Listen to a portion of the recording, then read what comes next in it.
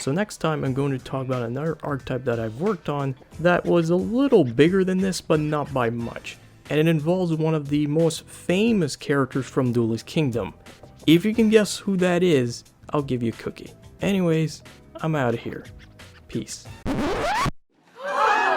Oh dear. Oh dear.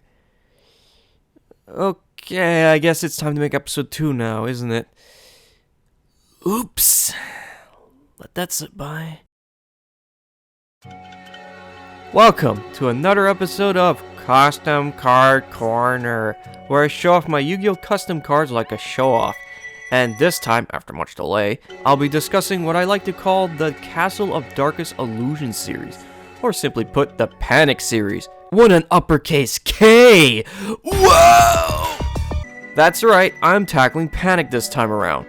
So, in case you don't know, PaniK, or the Player Killer of Darkness, as he was originally known as in Japan, was one of many foes that Yugi had to fight in Duelist Kingdom. As his original name suggests, he is a player killer, or eliminator as the dub puts it. Basically, they're a group of duelists who are hired by Pegasus to ensure that only 4 finalists reach Pegasus' castle. Because 8 was too fucking many. This is why his dub name, PaniK, has a random uppercase K, and that it's not because he had some secret DJ career on the side. All of this shit was because 4Kids were too lazy to edit out the P and K on his clothing. Kinda weird because the darkness kanji on his bandana was removed. PaniK's strategy involved using the monster Castle of Dark Illusions, which, because Duelist Kingdom was made before the card game was even real, had an effect that basically covered your entire field in darkness.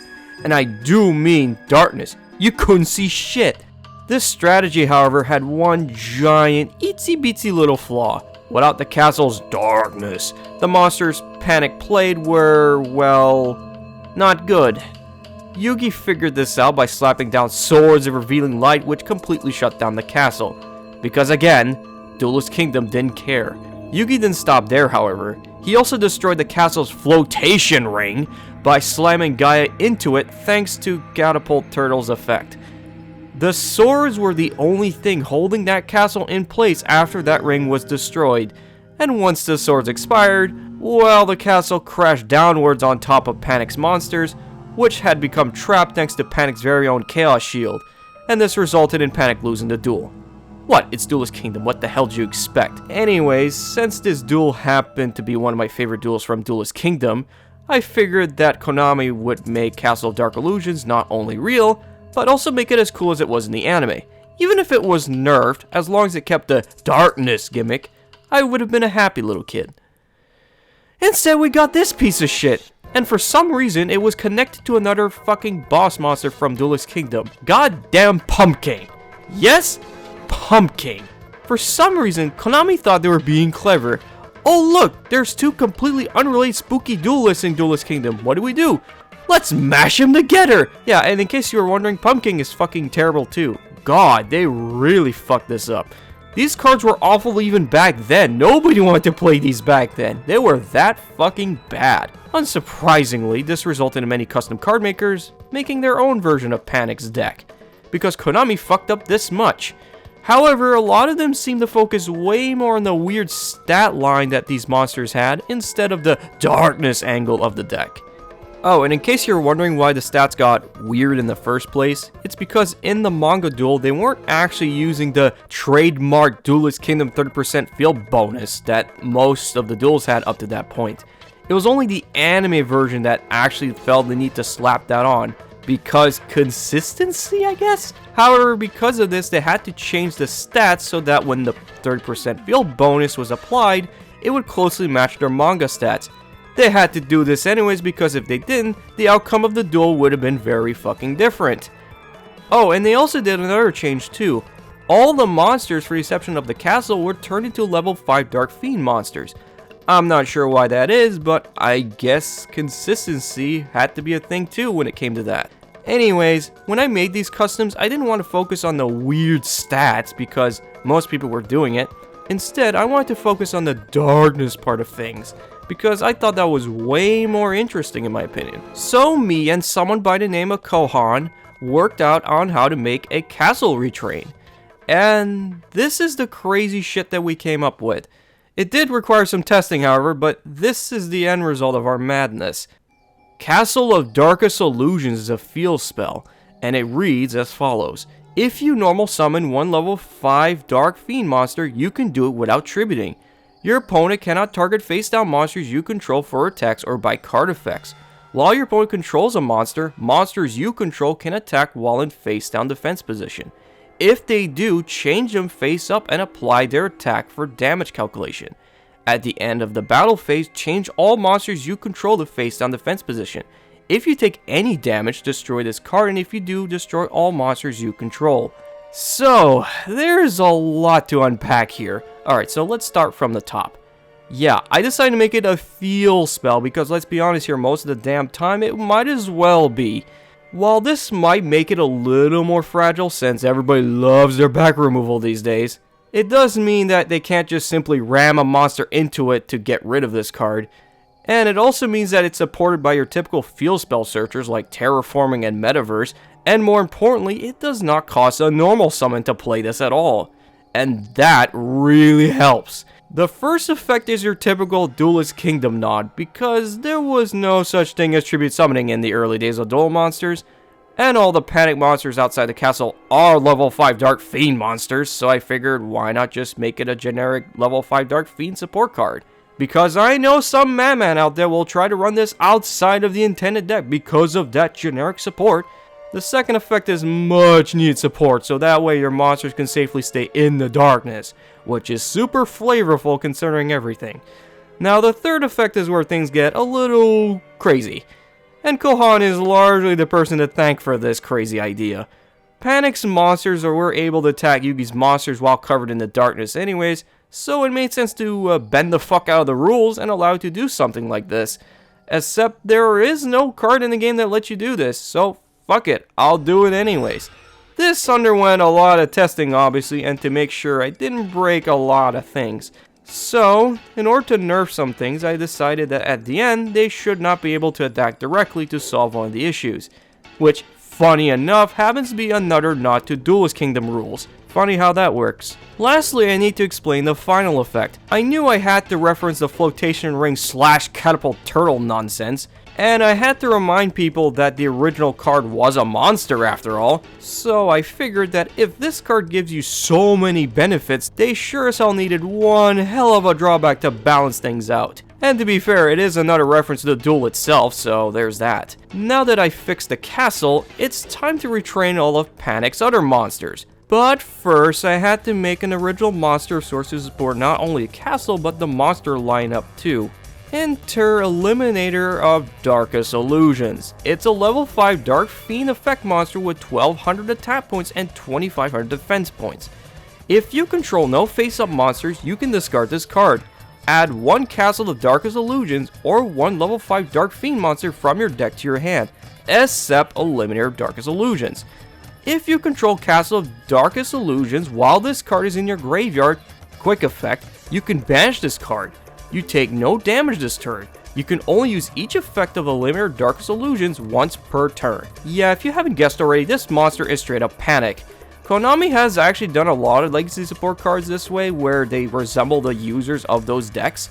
So I figure why not just make one for this new deck too. Plus the card's stats aren't entirely random, these are in fact the manga stats of the original castle. So yeah, it's another reference.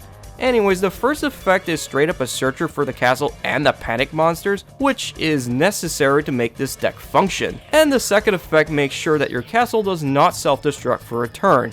So that's nice too. Now let's move on to the monster retrains. Starting with Dark Illusionary Barox. It's a level 5 Dark Fiend effect monster with 1800 attack points and 2200 defense points. Cannot be normal summon if you control a face-up monster. If this is the only face-up monster you control, you can target one monster your opponent controls, negate its effects until the end of this turn, then change this card into face-down defense position. You can only use this effect of Dark Illusionary Barox once per turn. If this card is destroyed by battle or card effect, you lose 2000 life points. I don't recall the exact reason behind the first effect other than the fact that it's to balance things out, because some of the monsters, particularly King, which we're going to be seeing later on, has rather absurd stats for level 5, so I had to do something about that. Given that Barox is a fusion monster in the TCG, and fusion monsters these days tend to be effect monsters, I decided to give the new Barox something relating to effects, and effect negation seemed to make the most sense. If you feel this effect is a little underwhelming, don't worry, I got something spicy to fix that issue later on. The last effect is another way to balance these cards and to give the deck more the reason to prevent the castle from destroying itself. It's also to mimic the fact that when the castle crashed down in that duel, PaniK lost all his life points. So having at least 4 of these monsters will do the trick. 2,000 just so happens to be the amount of life points players started with in the early days of duel monsters, so that scratches off another reference. Note that life loss is not damage, so Eliminator can't stop this effect from kicking off. So yes, if you haven't guessed already, this deck is high risk, high reward. It's worth noting ahead of time that this monster and all the monster retrains from this point forward will use their manga stats for their attack and defense points, because the Bizarro effects was only an invention from the anime anyways, so fuck it. Plus, it's a nice way to buff up these cards in terms of attack and defense points anyways. Also, they share this exact same first and third effects, so there's no need for me to repeat myself with these next monsters. So let's move on. Dark Illusionary Chimera is a level 5 Dark Fiend monster with 2100 attack points and 1900 defense points. And the unique effect with this one is, if this is the only face-up monster you control, you can activate this effect. Add one spell or trap that specifically lists Castle of Darkest Illusion in its text from your deck to your hand. Then change this card into defense position. Chimera was one where I had a hard time trying to think of an effect for it. Eventually, I settled on a tutor for their spells and trap cards. Because why the hell not? The deck needed something like that anyways. And given how powerful some of these spells and trap cards are, it was absolutely necessary. And here comes the Dark Illusionary Reaper. It's a level 5 Dark Fiend monster with 1800 attack points and 2000 defense points. If this is the only face-up monster you control, you can target one spell or trap card your opponent controls, destroy it, then change this card to face-up defense position. Well, given it was the only one that was originally an effect monster anyways, and also had the ability to pop any spell and trap card in the duel, not just traps, I felt it was necessary to buff the hell out of this card. This is what the original Reaper of the Cards wishes it was. Next up is, of course, the Dark Illusionary King. It's a level 5 Dark Fiend monster with 2600 attack points and 2300 defense points. If this is the only face-up monster you control, you can target one monster your opponent controls, destroy it. I mean, yeah, if the Reaper was going to pop back row, I need a monster that pop monsters, and King fit the bill perfectly. It was considered the strongest monster in PaniK's deck, so it made the more sense. And finally, here's the Metal Guardian retrain, Dark Illusionary Guardian. It's a level 5, wow, a Dark Fiend monster with 1500 attack points and 2800 defense points. If this is the only face-up monster you control, you can activate this effect. This turn, monsters you control cannot be destroyed by battle or your opponent's card effects. Then change this card to face-up defense position. Yeah, I didn't feel like making a Chaos Shield retrain, so I decided, well, the retrain can have that sort of thing. It's extra protection on top of the one the castle gives you anyways, so you can't go wrong with that.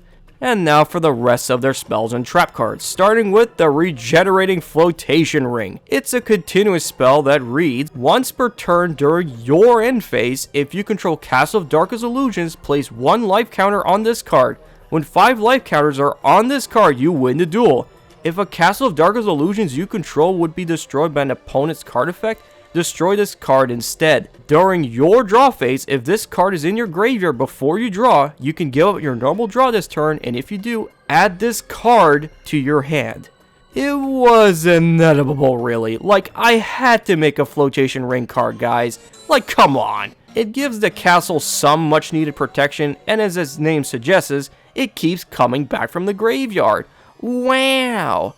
Oh, and I need to explain the alternate win condition that this card has. So in the duel, Yugi at a certain point says that the duel will end in 5 turns. In the manga, this was explained that it was the number of steps someone had to take before they were hung from the gallows. Yeah, the manga didn't fuck around. Anyways, I knew I had to reference that little thing about the duel, and I felt that a win con like this made perfect sense. Next up is Cower in Fear. It's a quick play spell that reads, if you control Castle of Darkest Illusions, all monsters your opponent currently controls lose 300 attack and defense points for each face down defense position monster you control. During your draw phase, if this card is in your graveyard before you draw, you can give up your normal draw this turn, and if you do, add this card to your hand. You can only activate one Cower of Fear per turn.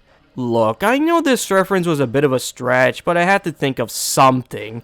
Anyways, I noticed that the deck might have a difficult time running over some monsters, so I gave them a card that made it a lot easier to do so. Note that the attack and defense point loss is actually permanent. So yeah, that's more the reason to play this card. Next up is Cover of Darkness. It's a continuous trap that reads, activate only if you control Castle of Darkest Illusions. During your opponent's turn, you can activate the effects of level 5 Dark Fiend monsters you control as quick effects. If you control no face-up monsters, you can special summon one level 5 Dark Fiend monster from your hand or graveyard. You can only use this effect of Cover of Darkness once per turn. Once per turn during the end phase, you can rearrange the face-down defense position monsters in your main monster zones, then return them to face-down defense position. If you do not control Castle of Darkest Illusions, destroy this card. If you thought that the monsters early on were a little weak, that's okay because this card makes them fucking ridiculous. Of course, in the duel, the castle boosted PaniK's monsters to be swift apparently, making them faster here made perfect sense. The second effect was there because, hey, easy swarming, you can't go wrong with that. And the third effect was just a cute little bonus I felt like throwing in there. And finally, Tactics of a Coward is a counter trap, and it reads as follows. When your opponent activates a spell or trap card while you control Castle of Darkest Illusions, discard one level 5 Dark Fiend monster, negate its activation, and if you do, destroy it.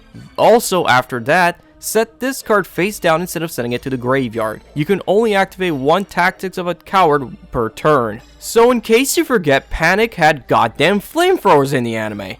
And yeah, I had to make a reference to that as well. Also, the manga didn't have him using flamethrowers, but rather a goddamn choking device thingy. Because again, the manga didn't give a fuck. Also in that duel, Yugi notes that PaniK's entire playstyle showed that without the castle, the deck was pretty weak, which tells Yugi that PaniK is a fucking coward.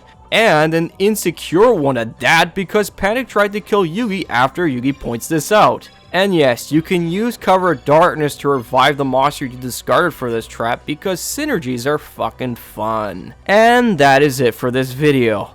Whew, finally. All in all, these were fun to design, and I would like to thank Kahan for the main inspiration for Castle of Darkest Illusions. I hope that when Konami does revisit PaniK eventually, they do a damn good job at replicating his deck. Anyways, see you next time for episode 3, which hopefully doesn't take 3 million years for me to get around making. See you next time. Bye-bye.